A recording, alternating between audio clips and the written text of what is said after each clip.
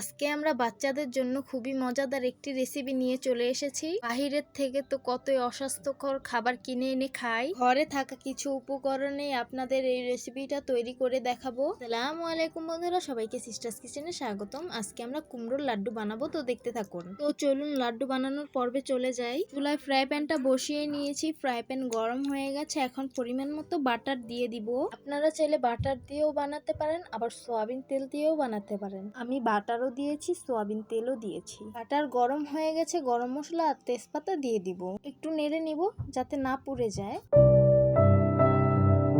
কুমড়ো গুলো কাটার মেশিন দিয়ে ঝুরি ঝুরি করে কেটে নিয়েছি। আপনারা চাইলে বড় করে কেটে নিতে পারেন, আমি বড় করে কাটিনি। বড় করে কাটলে সিদ্ধ করতে হবে, তাই ঝুরি করে কেটে নিয়েছি। এটা এইভাবেই সিদ্ধ হয়ে যাবে। কুমড়ো গুলো নাড়তে নাড়তে এইভাবে গলে যাবে।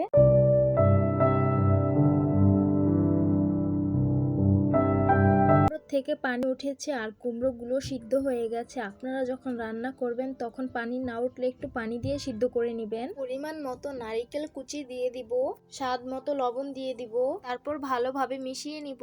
পরিমাণ মতো চিনি দিয়ে ভালো করে চিনিটা মিশিয়ে নিব।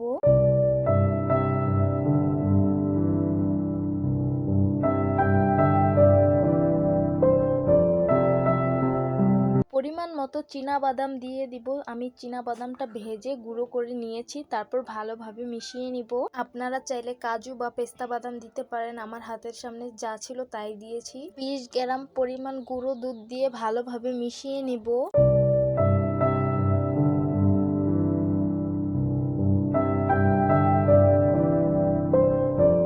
সামান্য একটু ফুড কালার দিয়ে দিব কালারের জন্য। কুমড়োর মিশ্রণটা ভালোভাবে ভাজা ভাজা করে নিতে হবে।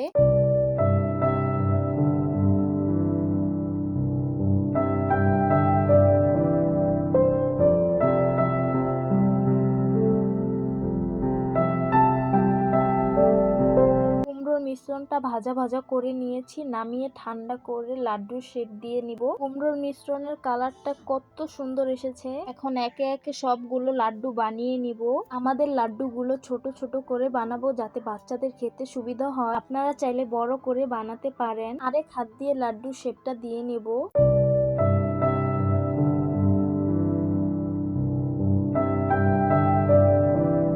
সবগুলো কুমড়োর লাড্ডু বানানো হয়ে গেছে। এখন ডেকোরেশনের জন্য কিছু বাদাম উপর দিয়ে দিব।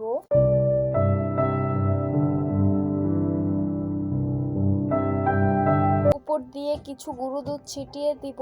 আপনারা চাইলে পুরোটার ভিতরে মেখে নিতে পারেন গুঁড়ো দুধ। তো কুমড়োর লাড্ডুগুলো পরিবেশন করে নিলাম।